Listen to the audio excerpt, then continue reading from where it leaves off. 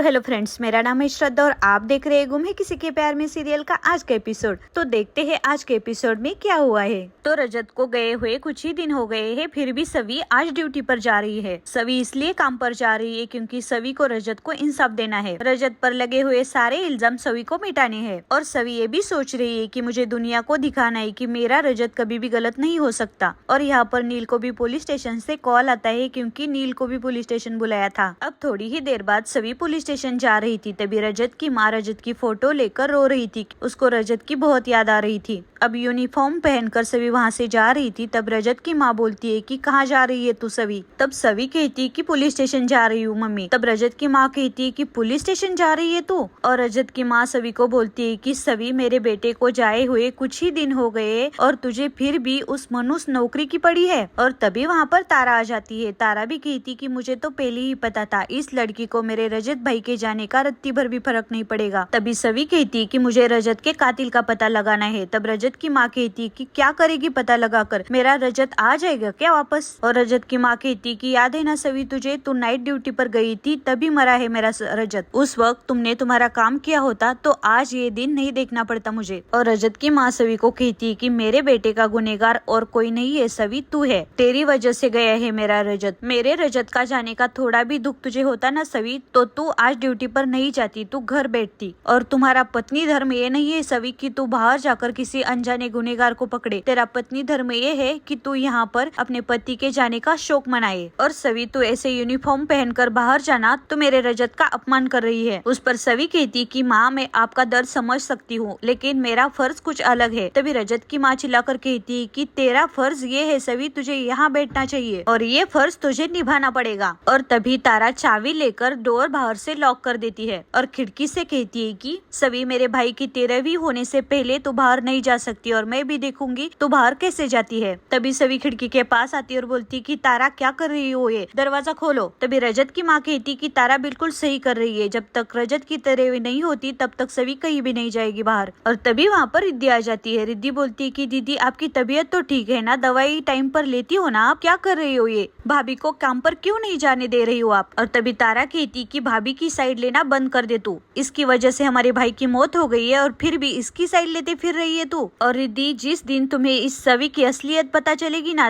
तभी तुम्हें पता चलेगा ये कितनी सेल्फिश लड़की है, अपने बारे में ही सोचती है सिर्फ। और तभी रजत की माँ रोते हुए कहती कि कैसी लड़की है तू सवी, रजत को गए हुए कुछ ही दिन हो गई है और तू यूनिफॉर्म पहन के ऐसे बाहर जा रही है। और तभी रजत की माँ सवी को कहती कि सवी तू अंदर जा और कपड़े बदल, तू कहीं बाहर नहीं जाएगी। तभी सवी कहती कि तो आपको ऐसा लग रहा है कि मैं विधवा बनकर घर पर बैठी रहूं, तो ठीक है, उससे आपके बेटे को, लेकिन उस इज्जत का क्या जो मीडिया वाले बाहर उछाल रहे हैं, बाहर उनकी लॉयल्टी पर सवाल उछाले जा रहे हैं और फिर भी मैं घर बैठूं, हाथ पर हाथ रख कर बैठूं। तभी रजत की माँ कहती है कि तू कहना क्या चाहती है सवी। और तभी सवी सोशल मीडिया पर डाले हुए रजत के बारे में और तेजस्विनी के बारे में गंदे गंदे रील्स रजत की माँ को और रिद्धि को दिखाती है। और ये देखकर रजत की माँ रोने लगती है और सवी भी रोने लगती है। सवी कहती कि अपना पत्नी धर्म ही निभाने जा रही हूँ मैं। इन मीडिया वालों ने रजत की मौत का मजाक बनाकर रखा है। अब सभी रजत की माँ को, तारा को, रिद्धि को समझाती है कि उसका बाहर जाना कितना जरूरी है। और सभी रजत की माँ को प्रॉमिस करती है कि रजत के कातिल का पता लगा कर रहेगी, वो जरूर रजत को इंसाफ देगी। और तभी रिद्धि भी तारा को कहती कि कमान दीदी, चाबी दे दो और एसीपी सवी ठक्कर को उनकी केस सॉल्व करने दो। और रिद्धि बाहर जाकर खुद ही डोर ओपन कर देती है सवी के लिए। और तभी सवी अपनी ड्यूटी पर जाती है। थोड़ी ही देर बाद सवी पुलिस स्टेशन पहुंचती है। तभी वहाँ पर मीडिया वाले थे। मीडिया वाले सवी को परेशान कर रहे थे, रजत के बारे में बहुत सारे सवाल पूछ रहे थे। अब मीडिया वाले सवी से पूछ रहे कि क्या मैम आपको रजत सर के और तेजस्विनी के अफेयर के बारे में पहले ही पता था? क्या सर पहले तेजस्विनी को घर लेकर आए थे कभी? क्या सवी मैम आपने रजत ठक्कर को तेजस्विनी के साथ रंगे हाथों पकड़ा था कभी? और तभी सवी कहती कि मीडिया वालों का काम होता है कि खबर देना, ऐसे गंदे सवाल करना और फैसला सुनाना नहीं। हम यहाँ पर 2 लोगों के मौत की इन्वेस्टिगेशन कर रहे हैं और आप उनके कैरेक्टर पर जज कर रहे हैं। सवी उस मीडिया वालों को करारा जवाब देती है और आगे चली जाती है। सवी उन सवालों से इमोशनल हो गई है। सवी अपने केबिन में आई है और रोने लगती है। तभी वहाँ पर एक सवी का साथी कलीग पुलिस भी आ जाता है, लेकिन वो भी रजत के बारे में गंदी ही बातें कर रहा था। तभी बाहर आकर सवी उसको भी जवाब देती है। और तभी सवी उस पुलिस को बोलती है कि मुझे अगले 5 मिनट्स में सारे रिपोर्ट्स चाहिए, काम पर लग जाओ। तभी उस पुलिस से सवी को समझता है कि इस केस की इन्वेस्टिगेशन अब सवी नहीं करेगी, क्योंकि ये सवी के सीनियर मांजरेकर सर उनका ऑर्डर है कि ये इन्वेस्टिगेशन सवी नहीं करेगी, क्योंकि रजत सवी के हस्बैंड थे। अब ये इन्वेस्टिगेशन सवी के ऊपर ही होगी। अब वो पुलिस और सवी एक रूम में बैठे हुए थे, वहाँ पर सवी का ही इन्वेस्टिगेशन हो रहा था। अब वो पुलिस सवी को रजत के बारे में गंदे गंदे क्वेश्चन कर रहा था। सवी को उसका गुस्सा आ रहा था, लेकिन सवी कुछ भी नहीं कर सकती थी। वो पुलिस सवी से पूछता है कि क्या आपको मालूम था कि आपके हस्बैंड बाहर जाने वाले हैं रात में? तब सवी बोलती है कि नहीं। तब वो पुलिस बोलता है कि इंटरेस्टिंग, यानी कि आपके हस्बैंड आपको झूठ बोलते थे। क्या आपके हस्बैंड ऐसे ही अक्सर आपको झूठ बोलकर बाहर जाते थे, या उस लड़की के साथ कोई स्पेशल बॉन्ड था उसका? और तभी सवी को गुस्सा आ जाता है। तब सवी कहती है कि मैं उस लड़की के बारे में नहीं जानती और तुम मेरे पति के बारे में ऐसे नहीं बोल सकते। तभी वो पुलिस वाला सवी को बोलता है कि आपके पति बिजनेसमैन थे और दिखने में भी बहुत हैंडसम थे, और वो लड़की डॉक्टर की पत्नी, वो भी दिखने में अच्छी थी, सुंदर थी, और उन दोनों की लाशें एक साथ सुनसान जगह पर मिली है। तभी सवी कहती है कि हाँ, तो फिर डेड बॉडीज एक साथ मिली है तो उनका अफेयर था, ऐसा तो नहीं हो सकता ना, ये जरूरी भी तो नहीं है ना।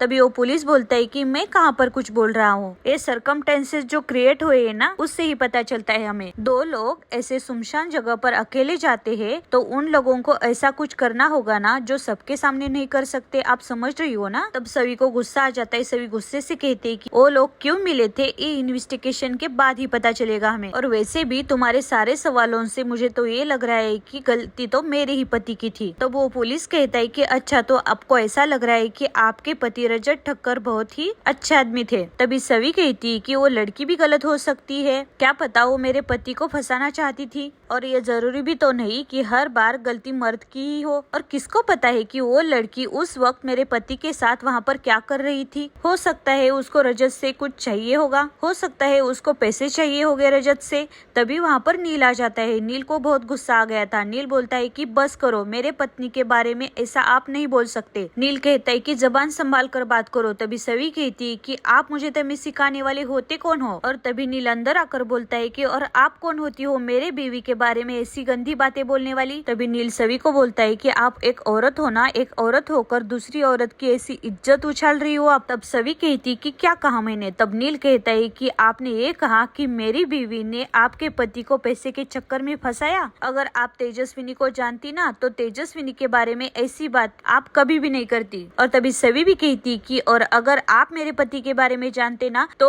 आपको पता चलता कि वो मुझसे कितना प्यार करते थे। तभी नील कहता है कि तेजस्विनी भी मुझसे बहुत प्यार करती थी। तभी सवी नील को कहती है कि मेरा और रजत का प्यार अटूट था, हम कितने दिनों से साथ में हैं। मैंने प्यार का रंग, प्यार का रूप उनके आंखों में देखा है हर वक्त। और तभी नील सवी को बोलता है कि मेरा और तेजस्विनी का प्यार 3 महीने 5 दिन और 17 घंटे का है, और ये टाइम मेरे लिए मेरी जिंदगी से भी ज्यादा है। अब बाकी जिंदगी तो मैं उनके साथ बिता नहीं सकता, लेकिन उनके साथ बिताए हुए हर पल की यादों में मैं अपनी सारी जिंदगी बिता सकता हूँ। तो यहाँ पर नील बोल रहा है कि मेरी पत्नी गलत नहीं है, और सवी बोल रही है कि मेरे पति गलत नहीं है। और तभी नील कहता है कि मैं तेजस्विनी को सही साबित करके रखूंगा, और सवी कहती है कि मैं रजत को सही साबित करके रखूंगी। अब नील और सवी दोनों को गुस्सा आ गया था, उनका आवाज भी बढ़ गया था। तभी वहाँ पर सवी के सीनियर एसीपी मांजरेकर आ जाते हैं, और अब मांजरेकर सर सवी को अपनी केबिन में बुलाते हैं। सवी उनके केबिन में जाती है। तब मांजरेकर सर कहते हैं कि एसीपी सवी ठक्कर, तुम एक आईपीएस ऑफिसर हो और तुम्हें पता नहीं है कि अपने ही पति का इन्वेस्टिगेशन तुम खुद नहीं कर सकती। तभी सवी कहती है कि क्यों सर, रजत को यानी कि डेड बॉडीज को पहले मैंने देखा था, मेरी टीम ने देखा था। तभी मांजरेकर सर सवी को बोलते हैं कि निष्पक्ष इन्वेस्टिगेशन के लिए मुझे तुम्हें इस केस से हटाना होगा, तुम्हारी इन्वेस्टिगेशन कोई दूसरा करेगा